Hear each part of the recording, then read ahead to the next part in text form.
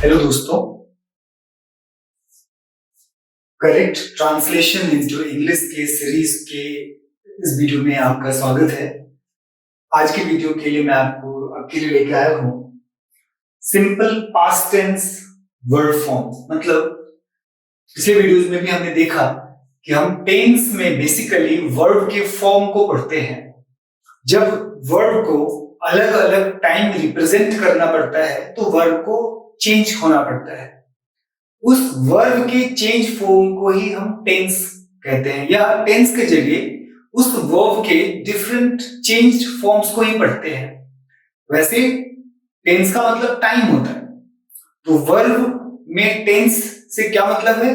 मतलब वर्ब किस तरह से अपने फॉर्म को चेंज करके अलग अलग टाइम को बताता है, वही चीज हम टेंस में पढ़ रहे हैं। इससे पहले वाले वीडियो में हमने सिंपल प्रेजेंट टेंस पढ़ा, मतलब वर्ब के उस फॉर्म को पढ़ा जो सिंपल प्रेजेंट टेंस को रिप्रेजेंट करता है। अर्थात सिंपल प्रेजेंट टेंस अगर वर्ब का फॉर्म है तो उसमें हम बेसिकली वर्ब के प्रेजेंट टेंस में नियमित रूप से कार्य के करने के भाव को एक्सप्रेस करता है। मतलब सिंपल प्रेजेंट टेंस में वर्ब किसी कार्य को नियमित रूप से करने के भाव को एक्सप्रेस करता है प्रेजेंट टेंस में, क्योंकि सिंपल प्रेजेंट टेंस था। आज हम बात कर रहे हैं सिंपल पास्ट, मतलब प्रेजेंट का दूसरा जो पार्ट है उसको ना करके हम सिंपल प्रेजेंट के बाद सिंपल पास्ट पढ़ रहे हैं, ताकि इजीली समझ में आ जाए कि सिंपल प्रेजेंट और सिंपल पास्ट में क्या डिफरेंस है या क्या सिमिलैरिटी है। वो समझ लिया तो ये भी आसानी से समझ में आ जाएगा। सारे आसान है, बस आपको समझने का थोड़ा सा प्रयास करना है। तो आज हम पढ़ रहे हैं सिंपल पास्ट टेंस।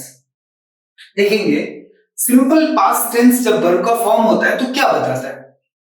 सिंपल, सबसे पहले तो पास्ट टेंस है, नहीं तो समय, पास्ट टेंस का मतलब बीता हुआ समय, मतलब जो टाइम बीत गया उस टाइम में कार्य खत्म हो गया। तो कार्य खत्म हो गया तो स्टार्ट भी पास्ट टाइम में हुआ होगा, मतलब बीते हुए समय में कार्य स्टार्ट हुआ होगा और खत्म भी हो गया। जब ये बताना हो कि कार्य बीते हुए समय में खत्म हो गया, क्या कह रहा हूं? अगर वर्ब का वो फॉर्म बताना है जो ये भाव लेके है कि कार्य, मतलब वर्ब मतलब जिससे किसी कार्य के होने या करने का पता चलता है, राइट? तो जो वर्ब जो भी कार्य को रिप्रेजेंट करता है वो वर्ब उस कार्य को, मतलब पास्ट टेंस में है तो वो कार्य ऑलरेडी खत्म हो चुका है। यहां पे जब चुका है शब्द बोलते तो कंफ्यूजन आएगा, राइट? क्योंकि हम आगे जाके और भी जब टेंसेस पढ़ेंगे तो सारी क्लियर होगी। अभी आपको ये ध्यान देना है कि पास्ट टेंस में कार्य आरंभ हुआ और खत्म हो गया।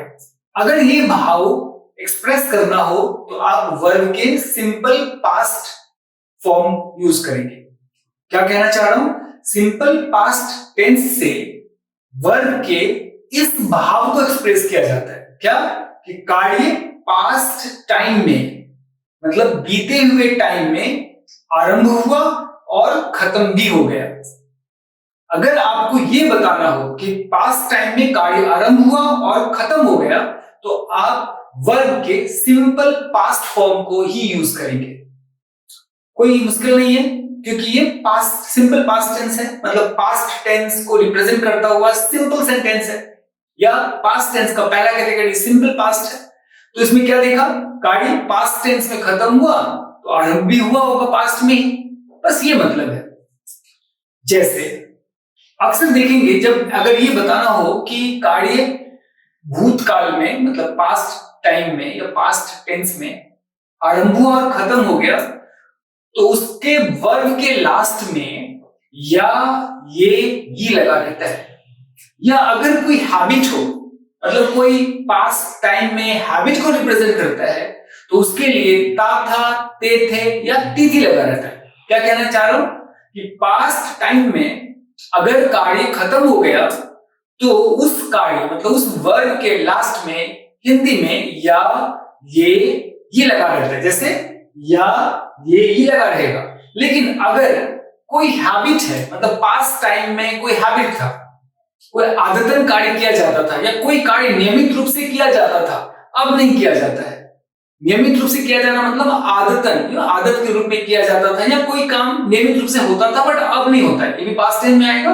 तो ऐसे सेंटेंसेस में या ये ही के बजाय ता था ते थे तिथि लगा रहता है। जैसे देखते हैं, मैंने आम खा लिया, और करेंगे खाने का काम आरंभ हुआ होगा पास्ट टाइम में, खत्म भी हो गया। तो सेंटेंस में क्या हो गया, मैंने आम खा लिया, खाने का काम ओवर, मतलब बीता हुआ समय में ही काम ओवर। भूतकाल की बात चल रही है, पास्ट टेंस की बात चल रही है, इसीलिए यहां पर वर्ब मतलब खाना जो वर्ब है उसके साथ या आया। अब कई बार ना आपको समझना पड़ेगा, अब इसी सेंटेंस को मैंने आम खाया भी लिखा रहता है, या मैंने आम खा लिया, ये आपको इतना स्मार्ट होना पड़ेगा। लिखने का तरीका है, खा लिया को अलग कर दिया, या इसमें लिखा रहता मैंने आम खाया, तो भी बात एक ही होती। तो खाने के लास्ट में या लगा हुआ है, कई बार या नहीं भी लग सकता है, तो आपको समझना पड़ेगा। ऐसे कुछ एक शब्द जैसे पढ़ना, पढ़ना में या नहीं लगता, तो पढ़ा वहां पे लिखा रहेगा, अगर पास्ट सिंपल पास्ट है तो पढ़ा। तो यूज करते करते आपको याद हो जाएगा, थोड़ा सा आपको स्मार्ट होना पड़ेगा इस मामले में। जैसे तुम वापस चले गए, अब वापस चले गए, चले जाना मतलब यहां पे जाना ना, गो, तो जाना में या ये लग गया। सोहन ने पत्र लिखा, अब देखिए लिखना में या नहीं लग पाया, लेकिन सेंस पता चल रहा है। सोहन ने पत्र लिखा मतलब लिखने का काम खत्म हो गया, या नहीं है बट फिर भी या ही रिप्रेजेंट कर रहा है। मतलब बताया कुछ ऐसे वर्ड है जिसमें या डायरेक्टली नहीं लग पाता, जैसे भी लिखना, पढ़ना, ऐसे भी और कुछ शब्द है, बट आप समझ में आ जाएगा। जैसे आप आगे और टेंस फॉर्म पढ़ेंगे, समझ में सारी चीजें अपने आप आ जाएंगी, कोई टेंशन लेना नहीं है। वे वापस आ गए, अब यहाँ पे वापस आना कई बार ऐसा हो सकता है, वे वापस आए या वे वापस आ गए, यहां भी ये लगा हुआ है। तो कहने का मतलब इस तरह के सेंटेंस से क्या पता चल रहा है, जैसे मैंने आम खाया मतलब खाने का काम ओवर, खाने का काम पूरा हो गया, कब हुआ, पास्ट टाइम में। आगे जाकर हम देखेंगे कि काम पूरा हो जाता है फिर भी वो प्रेजेंट टेंस होता है, तो उसका अर्थ अलग होता है। जैसे ही समय आएगा मैं आपको समझाऊंगा। अभी मैं यहां बताना चाह रहा हूं कि सिंपल पास्ट टेंस है, तो इसमें कार्य पास्ट टाइम में माने बीते हुए समय में काम खत्म हो गया, मतलब आरंभ भी हुआ होगा तभी खत्म हुआ, मतलब पास्ट टाइम में कार्य आरंभ हुआ और खत्म हो गया। ये जब भाव होता है तो ये वर्ब का सिंपल पास्ट टेंस कहलाता है। अब इस तरह के सेंटेंस को हम कैसे बनाते हैं, वेरी सिंपल। सिंपल प्रेजेंट को कैसे बनाया, जैसे नाम है सिंपल प्रेजेंट, ये है सिंपल पास्ट, तो सिंपल प्रेजेंट का डुप्लीकेट जैसा है। सिंपल प्रेजेंट समझ में आ गया तो सिंपल पास्ट बिल्कुल इजी। इनफैक्ट सिंपल प्रेजेंट समझ में आ गया तो सारे सेंटेंसेस के फॉर्म अपने आप इजीली समझ में आ जाएगा। इसलिए सिंपल प्रेजेंट टेंस को पढ़ने और समझने में थोड़ा टाइम लगता है, बट एक बार क्लियर हो गया ना तो सारे कॉन्सेप्ट अपने आप समझ में आ जाएगा, ये एक दूसरे से रिलेटेड है। अब देखिए सिंपल प्रेजेंट टेंस जब पढ़ा इससे पहले वाले वीडियो में, तो क्या देखा, सब्जेक्ट, वर्ब वन और ऑब्जेक्ट था, मतलब सेंटेंस का जो सब्जेक्ट होगा उसको रखा, फिर वर्ब का पहला फॉर्म रखा, फिर उसके बाद ऑब्जेक्ट रखा, कब, सिंपल प्रेजेंट टेंस में। लेकिन अगर वर्ब क्रिया का फॉर्म माने क्रिया का रूप सिंपल पास्ट होगा तो क्या करना आपने, यहां पे स्ट्रक्चर लिखा है, सबसे पहले सेंटेंस का सब्जेक्ट ढूंढना है, उसके बाद वर्ब का सेकंड फॉर्म लगाना है और उसके बाद ऑब्जेक्ट लगाना है। ये सेकंड फॉर्म क्या है वर्ब का, तो वर्ब वाले चैप्टर में डिटेल में पढ़ेंगे। अभी आप समझ लीजिए वर्ब चूंकि अलग अलग टाइम को रिप्रेजेंट करता है तो उसके फॉर्म को चेंज करना पड़ता है। तो मूल रूप से present tense, past tense and past participle form, ये तीन को हम V1, V2, V3 कहते हैं। जैसे यहां पे देखेंगे V1 लिखा, ये वास्तव में प्रेजेंट टेंस है, मतलब वर्ब अपने मूल रूप में है। V2 लिखा, ये वास्तव में उस वर्ब का पास्ट टेंस है, और V3 है तो वो उस वर्ब का पास्ट पार्टिसिपल है। तो आपने present tense, past tense, past participle में नहीं जाना, आपने V1, V2 और V3 याद रखना है। बाद में वर्ब का लिस्ट आपको मिलेगा अपने बहुत सारे बुक्स में, अवेलेबल ही होता है, या नहीं तो फिर भी हम भी अवेलेबल कराएंगे। वर्ब का तीन फॉर्म, ईट, एट, ईटन, जैसे ईट वर्ड है, वर्ब में ईट का तीन फॉर्म, V1 में ईट, V2 में एट और V3 में ईटन। जैसे गो है, गो का फर्स्ट फॉर्म गो, V2 में वेंट और V3 में गॉन। राइट वर्ब है, V1 में राइट, V2 में रोट और V3 में रिटन। कम है, V1 में कम, V2 में केम और V3 में कम। बस आपको ये याद रखना है। हम जनरली इसी 4 वर्ब को लेके ही सेंटेंस बनाएंगे ताकि क्लमजी ना हो जाए और पता भी चलता है क्या कर रहे हैं नहीं कर रहे हैं। तो आपने क्या करना है, अगर सिंपल पास्ट टेंस है तो सेंटेंस का पहले सब्जेक्ट ढूंढिए और जो वर्ब है उसका सेकंड फॉर्म ढूंढिए और उसके बाद जो भी एडिशनल वर्ड लगना है उसको लगा दीजिए। जैसे देखिए, मैंने आम खा लिया, कौन सब्जेक्ट है, क्या काम हो रहा है, खाने का हो रहा है, तो खाना यहाँ पे वर्ब है, राइट। लेकिन खाने का काम कर कौन रहा है, मैं, तो मैं हो गया सब्जेक्ट। सब्जेक्ट क्या होता है, जो काम करे, मतलब जो वर्ब एक्शन बता रहा है, जो वर्ब काम के होने या करने का एक्सप्रेशन दे रहा है, उसको करने वाला कौन है, वही सब्जेक्ट है। यहाँ पर क्या है, मैंने आम खा लिया, खाने का काम हो रहा है, पर किसने खाया, मैंने, तो मैं यहाँ पे सब्जेक्ट है, मैं का इंग्लिश आई आपने रख दिया। अब देखा कि क्या क्रिया है, मतलब वर्ब क्या है, खाना, तो खाने का सेकंड फॉर्म क्या है, देखिए क्या लिखा, खाना ना, ईट, ईट का वर्ब सेकंड फॉर्म क्या है, एट। आपने क्या करना है, यहाँ पे सब्जेक्ट के बाद वर्ब टू, तो यहाँ पे आई के बाद जो वर्ब था उसका सेकंड फॉर्म लगा देना है। उसके बाद ऑब्जेक्ट है या कोई और एडिशनल वर्ड है उसको लगा देना है। ऑब्जेक्ट क्या होता है, जिस पर क्रिया का इंफ्लुएंस पड़ता है। जैसे यहाँ पर मैंने आम खा लिया, तो मैंने खाया, राइट, तो किसको खाया, आम को खाया, तो खाने मतलब वर्ब है खाना, बट खाना प्रभाव किस पे डाल रहा है, आम पे, मतलब किसको खाया जाता होगा, खाने से कोई चीज कम होते जा रहा है, तो कौन सा चीज कम होते जा रहा है, वो होगा ऑब्जेक्ट। यहाँ पर आम क्या है, ऑब्जेक्ट है, तो आपने क्या करना है, सब्जेक्ट, वर्ब का सेकंड फॉर्म और ऑब्जेक्ट। तो यहाँ पर subject I, second form ate और उसके बाद ऑब्जेक्ट मैंगो रख देना है। अब बोलेंगे सर यहाँ पे एक कहां से आ गया, यहाँ पे तो एक लिया नहीं। अब ध्यान देंगे, हम इसके बारे में आर्टिकल्स वाले, करेक्ट यूसेज ऑफ आर्टिकल्स वाले चैप्टर में डिस्कस करेंगे। जब कभी भी कोई काउंटेबल नाउन आता है तो उससे पहले इंडेफिनिट आर्टिकल आता है, ए और एन इंडेफिनिट आर्टिकल है। यहां पर मैंगो क्या है, कॉमन नाउन है, काउंटेबल है, उससे पहले ए लगेगा। ये सब धीरे धीरे क्लियर होएगा। अभी आपका मेन फोकस सब्जेक्ट और वर्ब होना चाहिए, राइट, और ये सब चीजें अपने आप क्लियर रहेगी। जैसे जैसे आपका इंटरेस्ट होगा आप अपने आप सारी चीजों को ढूंढ लेंगे। अब जैसे तुम वापस चले गए, कौन सा काम हो रहा है, वापस जाने का, राइट, जाने का, वापस जाने का काम हो रहा है। यहां पर वापस का मतलब बैक है ना, तो वर्ब यहां पर क्या है, गए, जाने का, तो तुम वापस चले गए, कौन गया, तुम इज द सब्जेक्ट यहाँ पर, तो तुम यहाँ पे सब्जेक्ट है, इसलिए तुम का इंग्लिश यू, और चले गए, गए, गए मतलब जाना वर्ब है। वर्ब का 3 फॉर्म है, यहाँ पे देखेंगे, गो, वेंट, गॉन, तो वर्ब 2 क्या है, वेंट, तो यहां पर आपने वेंट लगा देना है, यू वेंट, वापस चले गए, वापस वर्ड है, आपने बाद में लगा दिया बैक, यू वेंट बैक। फिर देखिए, सोहन ने पत्र लिखा, कौन सा काम हो रहा है यहाँ पे, लिखने का, राइट, सब्जेक्ट कौन है, सोहन, सोहन को लिखा, लिखना का पास्ट टेंस क्या होगा, V2 क्या होगा, रोट। अब देखेंगे यहाँ पे राइट, रोट, रिटन, ये V2 है, तो आपने क्या करना है, जो लिखना है उसका सेकंड फॉर्म रोट यहां लिख देना है। उसके बाद जो दूसरे ऑब्जेक्ट है या दूसरे वर्ड है उसको डाल देना है। यहाँ पे क्या है, सोहन ने पत्र लिखा, तो Sohan wrote a letter, a letter यहाँ पर ऑब्जेक्ट है, इसलिए वर्ड के बाद लिख दिया, है ना। वे वापस आ गए, वे मतलब कौन आ गए, वे सब्जेक्ट है, वे का इंग्लिश दे, और आना, आ गए, वो वापस आए, ऐसे भी हो सकता है, वे वापस आए, तो आना वर्ब है, आने का पास्ट टेंस क्या होगा, कम, केम, कम। देखेंगे वर्ब क्या है, कम, केम, कम, तो यहां पर V2 है, V2 आप लगा देंगे, और वापस तो बैक, दे केम बैक, हो गया सिंपल पास्ट टेंस। अब क्वेश्चन है कि अगर हमको नेगेटिव सेंटेंस बनाना हो, तो पिछले वाली वीडियो में डिस्कस किया, जब कोई भी नेगेटिव सेंटेंस बनाना है तो आपको नॉट लगाना पड़ेगा, लेकिन नॉट हमेशा हेल्पिंग वर्ब के बाद लगता है, नॉट हमेशा हेल्पिंग वर्ब के बाद लगता है।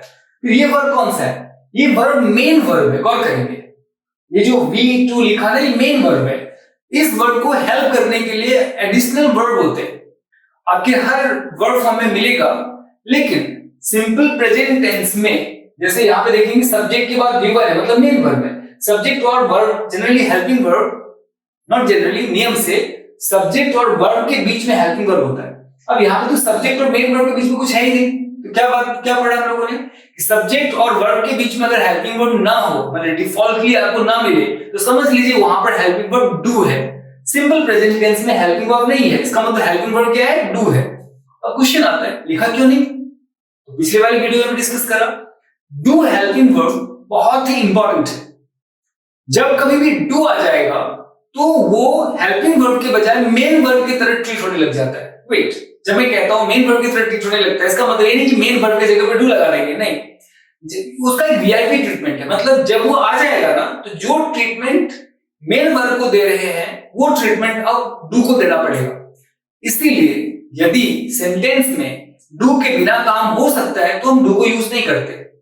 डू के बिना कब काम हो सकता है, अगर सेंटेंस नेगेटिव ना हो, अगर सेंटेंस इंटरोगेटिव ना हो, मतलब नकारात्मक ना हो और प्रश्नवाचक ना हो, तो हम बिना डू के सेंटेंस बनाते हैं। इसलिए वहां पे डू की जरूरत नहीं है। डू की जरूरत नहीं है तो जो ट्रीटमेंट मेन वर्ब को देना था वो देंगे।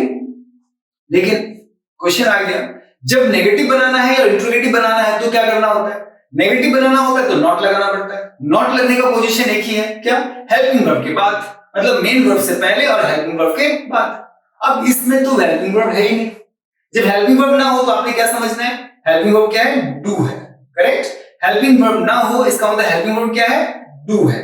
लेकिन ध्यान देना यहां पे है, जैसे ही डू आएगा तो जो आप मेन वर्ब के साथ ट्रीटमेंट कर रहे थे वो अब डू के साथ करना पड़ेगा और मेन वर्ब को पहले वाले ओरिजिनल फॉर्म में छोड़ देना पड़ेगा। जैसे मुझे नॉट लगाना है नहीं के लिए, तो मैं डू के बाद लगाऊंगा, लेकिन at the same time main verb को हमने सेकेंड फॉर्म में बदल दिया।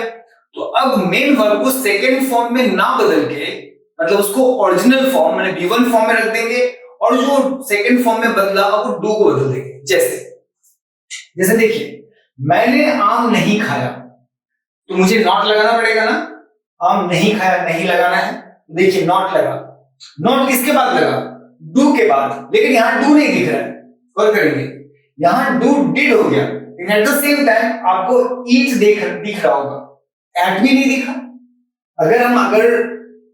अगर सिंपल पास्ट टेंस है तो V2 के हिसाब से यहां पर एट होना चाहिए, लेकिन यहां पर एट नहीं है, ये ओरिजिनल फॉर्म में आ गया, माने V1 के फॉर्म में आ गया, ईट आ गया।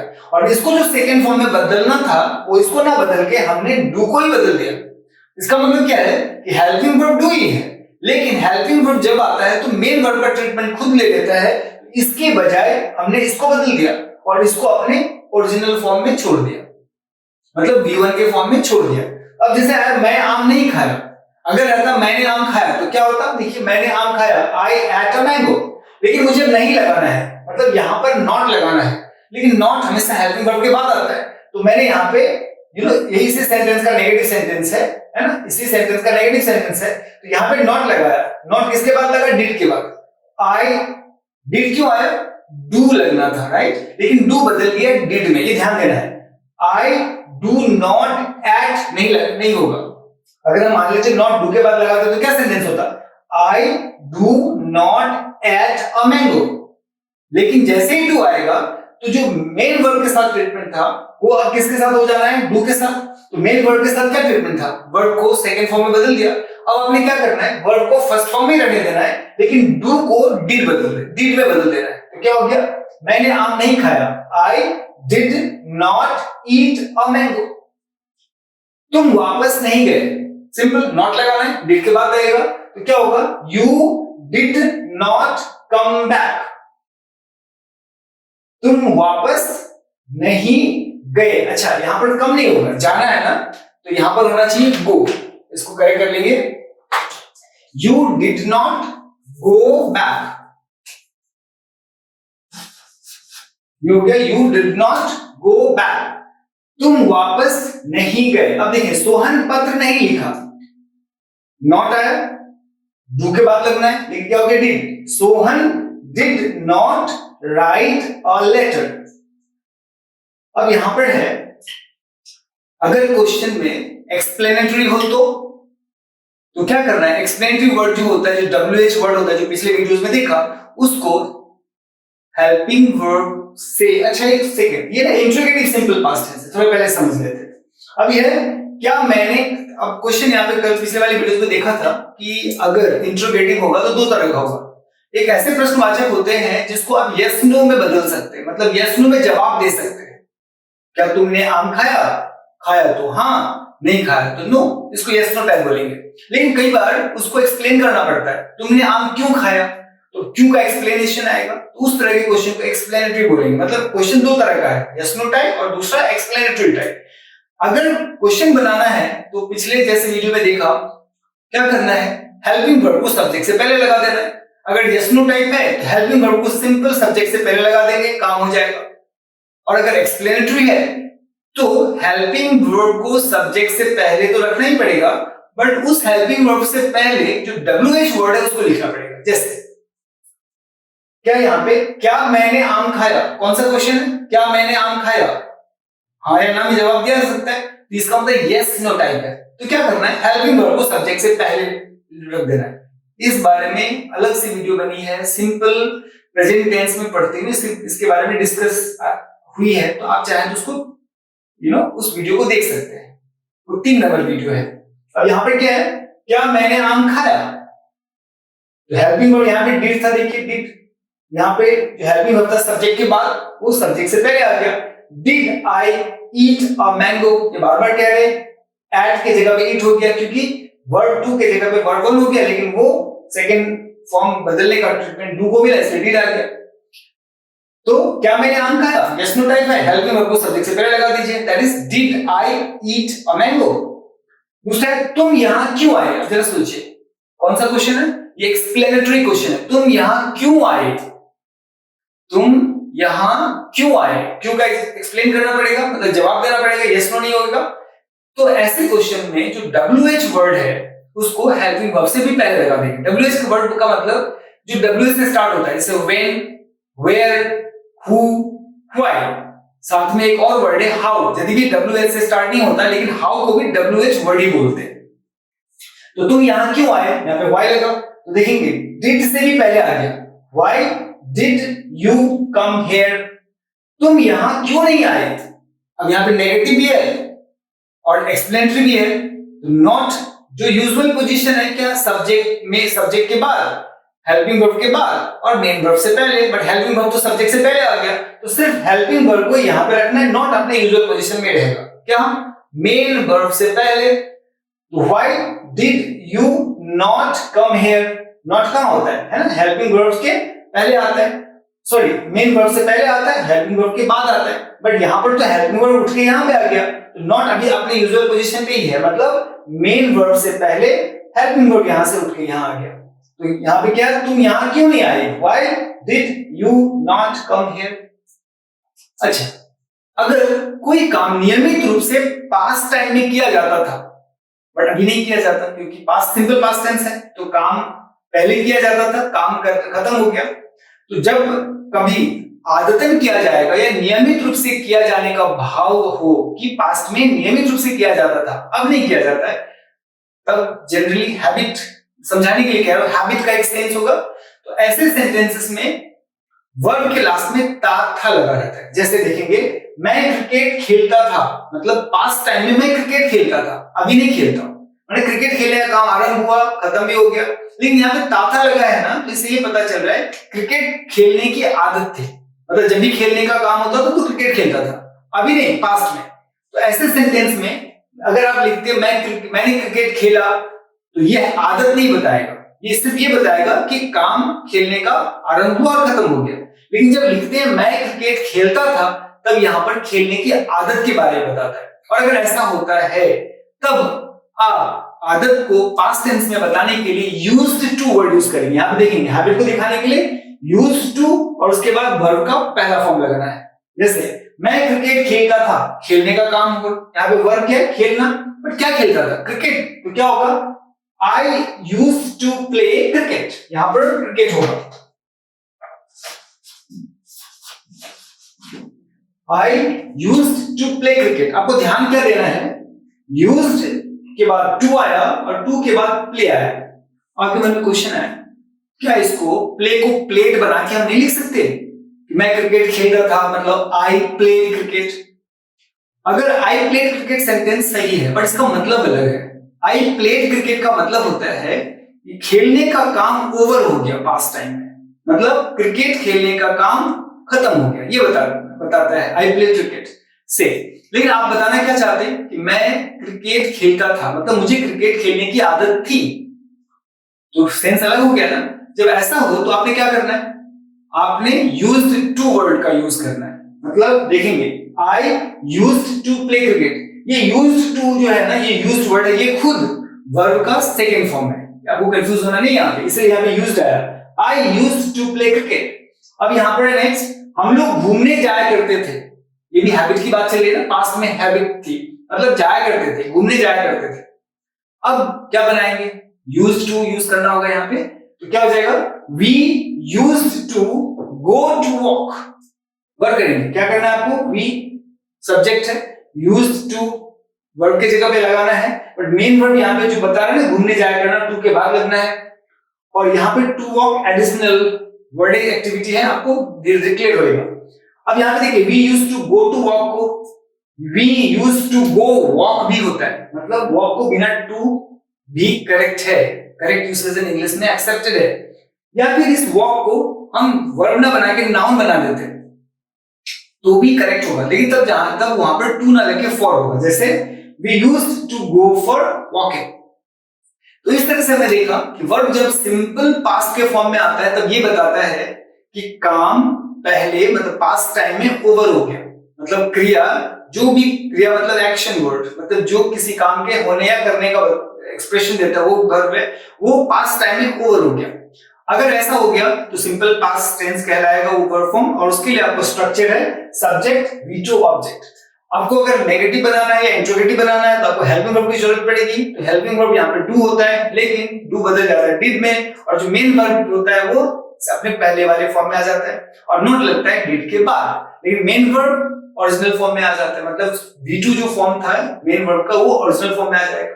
उसी तरह अगर आप इंट्रोगेटिव बनाते हैं तो हेल्पिंग वर्ब को सब्जेक्ट से पहले लगाना है अगर यस टू टाइप है, लेकिन अगर एक्सप्लेनेटरी है तो उस हेल्पिंग वर्ब से पहले ही उस एक्सप्लेनेटरी वर्ड को रखना पड़ेगा, और इस तरह से हम सिंपल पास्ट के सेंटेंसेस को बनाते हैं।